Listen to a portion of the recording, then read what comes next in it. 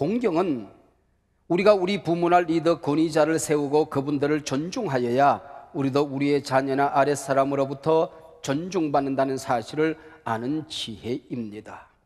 존중받기 위해서 공경하는 것이 아니라 공경의 품성을 가졌을 때에 하나님께서는 우리에게 공경받는 분복을 허락하신다는 의미입니다. 여기서 말하는 부모, 권위자는 도대체 누구일까요? 종교개혁자 마틴 루터는 대열이 문답에서 네 종류의 권위자를, 부모를 설명합니다. 무엇보다도 나를 낳아주신 내 어버이가 부모이지요. 내가 이 땅에 태어나면서 처음 관계를 맺으신 분이 바로 우리의 어버이들입니다. 그분들의 몸과 그분의 피를 빌려서 우리는 이 땅에 태어났습니다. 하나님께서 우리를 돌보신다는 사실을 어버이를 통하여 우리에게 보여주셨습니다. 그분들의 은혜가 있었길래, 눈물과 땀이 있었길래 오늘 우리가 이 자리에 있는 것입니다. 두 번째는 영적인 부모, 목사입니다. 캐톨릭에서는 이 성직자를 father, 신부라고 하죠. 영어로는 그냥 아버지입니다. 그래서 옛날에는 신부님들은 성도님들에게 하대를 하더랍니다. 목사라는 존재는 교인 앞에 그만큼 조심스러운 존재이고, 교인들은 두려움을 가지고 존경과 존중의 마음으로 대해야 한다. 그렇게 루터는 설명하고 있습니다. 지식과 정신적인 양식을 우리에게 나누어주는 스승이 부모입니다. 그래서 우리말에도 스승을 사부라고 하죠. 왕, 국가의 원수가 바로 나라의 지도자가 어버이입니다. 요즘은 지도자들에 대한 존중의 마음이 없지요. 여러분, 물론 지도자들의 잘못도 있습니다만은 시대가 하도 하수선해서 바로 세상이 이 모양 이 꼴이 되지 않았나 하는 생각을 하게 됩니다. 그 외 공경의 대상이 있습니다. 부모나 리더십 이전에 하나님이 진정한 우리의 어버이이지요. 공경해야 할 참된 부모는 삼위일체 하나님이십니다. 하나님, 우리 주 예수 그리스도 성령님을 공경해야 합니다. 그래서 성경은 하나님의 이름을 공경하라 말했습니다. 망령되이 일컬지 말아라. 주기도문에서도 주의 이름이 거룩히 여김을 받으십시오라고 기도하게 되는 것입니다. 공경해야 될 사회적인 리더십이 있습니다. 고용주입니다. 경외감을 가지고 죽게 하듯 고용주를 공경하라 성경은 말합니다. 우리 공동체 안의 노인들이 공경받아야 될 대상들입니다. 하나님이 짝지어 주신 배우자를 서로 공경하라 성경은 말합니다. 뿐만 아니라 우리 공동체 안에서 서로가 서로를 공경하라 그랬습니다. 모든 사람을 공경하고 남을 나보다 낮게 여기라 말했습니다. 낮게 여기라가 아니라 낮게 여기라 이지요. 대평원, 원주민들의 식량이요, 가장 어리석어 보이는 동물 들소떼도 자기 멋대로 움직이는 법이 없답니다. 리더로 세워진 늙은 들소의 리더십, 그게 절대 순종한다는 것입니다. 자기들이 이쪽으로 가고 싶어도, 거기에 푸른 풀밭이 놓여 있어도 리더십이 이쪽으로 안내를 하면은 순종하고 따르는 게 미물 들소떼랍니다. 시인 피천덕 씨가 젊을 때 세상을 떠난 어머니를 그리워하며 쓴 글을 읽어보면 내 어머니가 생각납니다. 30대 세상을 떠난 내 어머니는 얼마나 젊고 아름다웠을까요? 내가 새 한 마리도 죽이지 아니하고 살아온 것은 내 엄마의 자애로운 마음이요, 햇빛 속에 환히 웃는 나의 미소는 내 어머니한테서 배운 웃음입니다. 나의 간절한 희망이 있다면 내 어머니의 아들로 다시 세상에 태어나는 것입니다. 그렇습니다. 부족한 적에 착한 성품이 조금이라도 남아있다고 한다면 바로 내 어머니에게서 배운 것입니다. 내 어머니의 사랑은 내게 생명을 주신 사랑이요, 우리 하나님을 가르쳐 주신 사랑입니다. 이것 하나만으로 일평생 공경받아 마땅하신 분들이죠. 어머니는 살림꾼입니다. 가족을 살리는 사람들이라고 하는 거죠. 어머니는 피 흘려 나를 낳으셨습니다. 눈물로 우리를 양육하셨습니다. 그 사랑 곧 우리 주 예수 그리스도의 사랑입니다. 내 어머니에게 받은 가장 큰 사랑은 사실 내가 전혀 기억조차 할 수 없을 때 받은 사랑입니다. 저는 아주 어릴 때에 숨을 헐떡거리다가 숨이 뚝 끊어졌더랍니다. 내 어머니가 나를 안고 통곡하자 내가 숨이 다시 돌아왔습니다. 저는 전혀 기억하지 못하지요. 바로 이게 우리가 어버이로부터 받은 사랑입니다. 자식을 품에 안고 손주를 품에 안고 이 아이의 얼굴을 가만히 들여다보고 있나라면 이 아이를 위해서는 뭔들 내가 못하랴 싶습니다. 여차하면 이 아이를 위해서 내가 죽을 수도 있겠다 싶습니다. 내 어머니는 나를 바라보며 내 얼굴을 볼 때마다 그 생각하셨을 것이라 생각합니다. 여인이 어찌 그 젖먹는 자식을 잊겠으며 자기 태선한 아들을 긍휼히 여기지 않겠느냐. 그들은 혹시 잊을지라도 나는 너를 잊지 아니할 것이라. 내가 너를 내 손바닥에 새겼다. 이사야 49장은 기록합니다. 손바닥에 볼펜으로 쓴 것이 아니라 조각칼로 새겼다는 것입니다. 주님께서는 손과 발에 못이 박히시며 내 이름을 그 손바닥에 새기셨습니다. 기도할 때마다 어머니는 그 이름을 손바닥에 새겨놓고 기도하셨습니다. 우리 어버이들은 나를 이렇게 소중히 공경하며 키웠습니다. 우리 자식들 어버이를 공경하는 것이 마땅하다는 겁니다. 탈무드에 보면 그런 말씀이 있습니다. 내 대신 내 어미를 너에게 보낸다. 나는 업어줄 내 등 대신 내 어미의 등을 너에게 보낸다. 너를 붙들어줄 내 손 대신 내 어미의 손을 보낸다. 너를 따뜻히 안아줄 내 품 대신 내 어미의 품을 너에게 보낸다. 너를 키우기 위해서 젖을 주는 양식을 주는 내 마음으로 내 어미의 젖을 너에게 보낸다라는 말이 있습니다. 우리도 내 어머니 통해서 삼위일체 하나님 사랑을 느낍니다. 보혜사, 성령님, 보혜사라고 하는 말은 나를 돕는다, 지킨다, 내 곁에서 상담자가 되신다는 뜻입니다. 바로 이분이 내 어머니였습니다. 허물을 덮고 믿어주는 예수 그리스도의 사랑을 내 어머니에게서 느끼지요.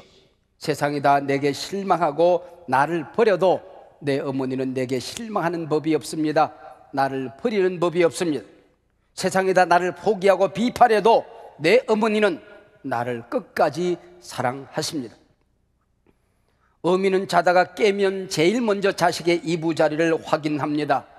겨울밤 눈을 뜨고 보면 내 어머니는 내 떨어진 옷을 깁고 계셨습니다. 그 손은 보혈의 옷, 의의 옷, 구속의 옷을 지으시는 우리 주 예수 그리스도의 손이었습니다. 이전에 제가 섬기던 한 교회가 있었습니다. 특별 새벽기도 시간에 저 먼 곳에서 아버지와 어머니 그리고 대학생 딸이 함께 교회에 오고 있었습니다. 새벽녘 술 취한 덤프트럭 한 대가 비틀거리며 이 차를 덮쳤습니다. 그리고 자동차는 완전히 찌그러졌고 경찰들이 달려와 그 자동차 찌그러진 걸 뜯어내고 보니 어머니는 피를 흘리고 죽었습니다. 기절한 딸아이는 어머니가 비명을 지르면서 이 아이를 끌어안는 바람에 이 아이는 크게 다치지 않고 다시 살아났습니다. 이게 어머니의 사랑입니다. 효도산이 있습니다. 공경의 산이 있습니다. 바로 모리아 산입니다. 늙그막하게 아브라함이 자식을 얻었습니다. 그날 하나님께서 아브라함에게 찾아와서 아브라함아, 아브라함아, 그 소중한 자식을 내게 번제로 바치라 말씀합니다. 이때 아브라함은 지체하지 아니하고 자식을 데리고 모리아 산으로 오릅니다. 사흘길을 걸어갑니다. 아들이 묻습니다. 아버지, 불과 나무는 준비되었는데 번제할 양은 어디 있습니까? 아브라함이 대답합니다. 여호와께서 준비하시라 야훼 이레라고 대답을 합니다. 억장이 무너졌을 것입니다. 네가 번제로 바쳐야 될 어린 양이다 하는 마음이 가슴 속에 피 속에 흘러갔겠지요. 모리아산 언덕에 올랐습니다. 나무를 벌려놓고 어린 자식을 묶어 나무에 올립니다. 시퍼런 칼을 들고 이삭에게 말했겠지요. 하나님께서 너를 번제로 바치라 하셨다. 성경 어디에도 이 자식이 늙은 아버지에게 반응한 흔적이 전혀 없습니다. 바로 그 순간 하나님의 음성이 들려옵니다. 아브라함아, 아브라함아, 네가 내 자식까지도 아끼지 않고 내게 바쳤은즉 이제야 네가 나를 사랑하는 줄 아느라. 그 아들에게 손대지 말아라. 뒤에 보니 어린 양 한 마리가 매매 울부짖고 있습니다. 그 양 잡아서 하나님께 번제물로 바칩니다. 모리아산 그 언덕, 하나님 아버지에게 순종하는 아브라함, 그리고 그 아비의 모든 결단에 동의하고 순종하는 아들 이삭, 효자와 효자가 만난 자리가 모리아산 언덕입니다. 하나님께서 말씀하십니다. 이 효자들에게 공경의 품성을 지닌 아브라함과 이삭에게 말씀하십니다. 내 씨에서 천하 만민을 구원할 씨가 태어나게 될 것이다. 하늘의 무별처럼 바다의 모래알처럼 믿음의 자손들이 이 땅에 편만해지게 될 것이라 축복을 합니다. 하나님께서는 인간의 죄를 다 용서하시기 위하여 바로 모리아산 언덕에 예루살렘 성전을 세우게 되는 것입니다. 또 다른 효자의 동산이 있습니다. 골고다 언덕입니다. 우리 예수님께서는 성자 하나님이십니다. 성부 하나님의 뜻을 따라서 인간의 몸을 입고 이 땅에 오십니다. 마지막에 만인간의 죄를 담당하시며 십자가에 돌아가십니다. 그때에 눈물 젖은 어미의 눈과 마주칩니다. 여자여 보소서 아들이니이다. 여자여 군왕, 이 말은 인간이 가진 여자를 향한 극존칭을 말하는 것입니다. 그리고 그 어머니에게 말합니다. 당신의 아들로 이 땅에 태어나서 자랑스러웠습니다. 감사합니다 하는 인사의 말을 남기지요. 그리고 요한에게 말합니다. 오늘부터 너의 어머니다. 네가 잘 모셔야 한다 부탁을 합니다. 그리고 이 땅에 살아가는 모든 자식들의 허물과 죄를 담당하십니다. 이 땅에 살아가는 자식들 가운데 나는 효도를 다했다, 내 아버지 내 어머니 마음껏 공경했다 자신할 수 있는 사람이 누가 있겠습니까? 예수님께서 십자가에 달려 돌아가시며 자식들과 어버이의 관계를 화해를 시키십니다. 그리고 이 땅의 어버이들 가운데 자식을 양육하며 나는 이만하면 내 자식 잘 양육했다, 하나님의 뜻대로 잘 키웠다, 모자람도 후회도 없다 할 수 있는 어버이가 누가 있겠습니까? 아쉬움 가득한 게 자녀 교육 아니었습니까? 이 땅의 어버이의 모든 허물과 부족을 다 덮어주신 동산이 골고다 언덕 십자가 위였던 것입니다. 사랑하는 여러분, 이 시간에 효도하지 못해서 가슴이 미어지시는 분 계십니까? 분주하게 살다가 자녀 교육 제대로 못해서 아쉬워하는 분들이 계십니까? 오늘 십자가 위에서 예수님이 다 담당하시고 화해하신 줄 믿고 감사하시기를 바랍니다. 어버이라는 존재, 어버이라는 이 말은 참 재미있습니다. 특별히 한자에 보면은 자식이 농사를 짓습니다. 텃밭을 갖고 채소를 일굽니다. 산에 올라가 나무를 만들어서 옵니다. 그리고 장날이 되면은 그 나무 짊어지고 텃밭에 채소를 뜯어서 시장에 나갑니다. 그리고 하루 종일 시장에서 이것저것 시장을 봅니다.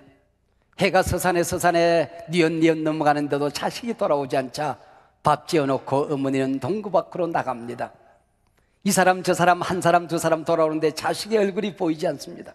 그러면은 어머니는 동구밖 나무 위에 올라가서 멀리 내다보면서 두리번거립니다.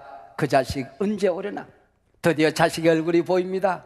후다닥 내려와서 자식을 맞이하지요. 바로 이것이 어버이의 마음이라는 것입니다. 나무 목변에 위에 설립자를 붙입니다. 그리고 옆에 볼견자를 붙이면 그것이 어버이 친자가 되는 것입니다. 자식이 언제 오려나? 명절날 되면 나무 위에 올라가서 그 자식 언제 오려나? 생일날이 되면 그 자식 오려나? 나무에 올라가서 두리번거리는 어머니의 마음, 그리고 시장에 나갔던 그 자식 행여나 무슨 일 없나 싶어서 동구 밖에 나가서 나무 위에 올라가 두리번거리는 어머니의 눈길, 그게 바로 어버이 친이라고 하는 것입니다. 그리고 아들이 놀라면서 어머니 왜 나오셨어요? 몸도 불편하신데 다리도 불편하신데 내가 오죽 잘 올까? 어머니 힘드시지요? 하루 종일 나 기다리느라고. 그래서 지게 위에 그 어머니를 앉힙니다. 아니면은 어머니를 등에 엎습니다. 그리고 콧노래 부르면서 어머니 맛있게 드실 생선 제가 사왔어요. 어머니 제가 내복 한 벌 준비했어요. 콧노래 부르면서 집으로 돌아온 그게 효도 효자입니다. 아들 자자 위에 늙을 노자를 위에 붙이면 그게 효도 효자가 되는 것입니다. 자식이 늙어가는 어버이를 등에 업고 오는 그 모습, 지게에 짊어지고 콧노래 부르면서 오는 그 모습이 효도 효자라는 것입니다. 오늘 여러분의 가정에 어버이 친, 효도, 효가 가득하기를 주의 이름으로 축복합니다. 내 부모를 공경하라. 신구약 성경에 이 단어는 굉장히 재미있는 단어로 쓰여져 있습니다. 공경이란 이 말은 무겁게 여긴다는 것입니다. 어버이의 존재를 무겁게 여기는 것입니다. 어버이의 말 한마디를 무겁게 여기는 것입니다. 그게 공경입니다. 높은 가치를 매긴다라는 뜻을 가지고 있습니다. 이 세상에 소중한 것들이 많이 있지만은 내 어버이에게 최고의 가치를 매겨놓고 모시는 것, 이게 공경입니다. 명사용으로 쓰여질 때에 우리의 장기 가운데 간장이란 의미로 쓰여지고 있습니다. 우리 몸에 간이 얼마나 중요합니까? 그게 어버이라고 하는 것입니다. 한 걸음 더 나가서 성삼일체 하나님께 영광과 존귀를 돌리라고 할 때 존귀란 단어가 공경이란 단어와 정확히 같은 단어입니다. 신구약 성경의 모든 말씀을 요약하고 녹여서 십계명으로 우리에게 하나님께서는 명하셨습니다. 다른 모든 계명은 부정문으로 하지 말라 하는 말씀으로 우리에게 명령하셨습니다. 근데 부모를 공경하라 이 말씀은 긍정문으로 되어져 있습니다. 여러분 잘 기억하세요. 하나님을 공경하는 것, 부모를 공경하는 것, 어버이를 공경하는 것, 리더십을 공경하는 것, 아무리 잘 감당해도 모자라는 계명이더라는 거지요. 항상 부족하여 가슴을 채하는 계명이 이 계명이더라고 하는 것입니다. 다른 계명은 죽을 때까지 돌이킬 수가 있습니다. 회개할 수가 있습니다. 모자란 걸 채워갈 수 있습니다. 그러나 어느 날 문득 하고 싶어도 감당할 수 없는 계명이 이 계명인 것을, 내 부모를 공경하라 어느 날 문득 한이 되고 마는 계명이 이 계명인 것을, 살아계시는 동안 그분들의 마음을 헤아려 평안케 해드려야 합니다. 한 고을에 효자상을 받은 자식이 있었습니다. 고을에 새 원님이 부임을 했습니다. 이 효자를 초청하여 원님께서 같이 식탁에서 식사를 나누고 계셨습니다. 그래, 그대는 무슨 일로 효자상을 받았는가? 예, 10여 년 전에 내 어머님이 세상을 떠나셨습니다. 혼자 외롭게 사시는 아버지를 지극정성으로 봉양해 드렸더니 효자상을 제게 원님께서 내려주셨습니다. 지금은 어떤가? 예, 12년이 되었는데 지금도 혼자 사시는 외로운 아버님 최선을 다해서 모시고 있습니다.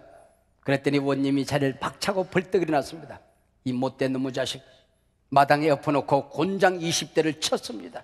이놈을 바깥에 내팽개치라고. 못된 놈의 자식 같아 놓고. 저는 지 마누라하고 살면서 그래 아버지를 혼자 모셨단 말이야. 장가를 보내드려야지. 이 소식을 듣고 아버지가 껄껄 웃으면서 이제야 제대로 된 원님이 부임했구만 그러시더랍니다. 기독교의 효도는, 공경은 부모님 살아계실 때 잘해드리는, 평안케 해드리는 효도입니다. 돌아가신 다음에 제사상이나 근사하게 차려놓으면 되는 그런 효도가 아니라는 것이죠. 나도 이제 늙어갑니다. 내 자식들이 불효할 때에, 공경의 마음이 없어질 때에 새로워지는 계명이 이 계명입니다. 내가 불효를 받을 때에 내 부모 내가 공경하지 못했더니 내가 불효를 받는구나, 가슴 메이는 계명이 이 계명인 것을, 사회 젊은이들 가운데 시니어들을 푸대접하는 모습을 볼 때마다 늙음의 비애를 느끼며 괜히 인생이 슬퍼지는 계명이 이 계명 아니었습니까? 혹시 여러분의 부모님들 가운데 세상적으로 잘나 보이지 않은 부모님을 모시고 사십니까? 배우지 못해서 무식해 보이는 부모님이 함께 사십니까? 연로하셔서 걸핏하면 실수 많으신 어버이를 모시고 사십니까? 거동이 불편하여 도와드리지 않으면 움직일 수 없는 어버이가 우리 가정에 살아계십니까? 아니면 치매가 걸려서 정신적으로 온전하지 못해서 함께 더불어 여러분의 도움이 필요한 어버이가 살아계십니까? 평생 우리가 공경하지 못하고 살았습니다. 허물이 많습니다. 갚아야 할 기회를 하나님이 주신 것입니다. 그분들이 사시면 얼마나 오래 더 사시겠습니까? 하나님이 주신 기회를 선용하는 것, 이게 공경입니다. 내가 어릴 때 내 부모님 진자리 마른 자리 가라앉히시며 내가 자랄 때까지 또 인내하고 기다리고 참아주셨습니다. 그게 내 아버지, 내 어머니였습니다.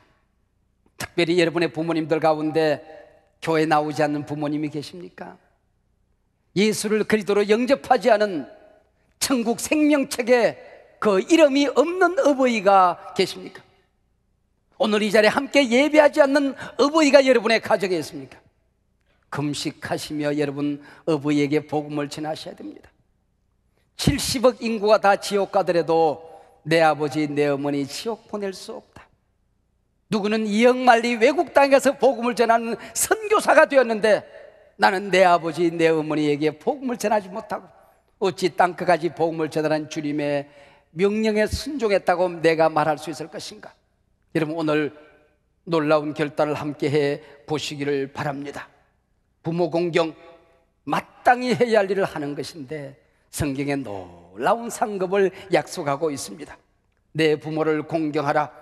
그래야만 너의 하나님 나 여호와가 내게 준 땅에서 내 생명이 길리라. 자녀라 너희 부모를 주 안에서 순종하라. 이것이 옳으니라. 내 아버지와 어머니를 공경하라. 이것이 약속 있는 첫 계명이니 이는 네가 잘되고 땅에서 장수하리라. 믿음의 영웅들은 한결같이 효자들이었습니다. 공경의 품성을 지닌 사람들이었습니다. 이삭이 그랬고 요셉이 그랬습니다.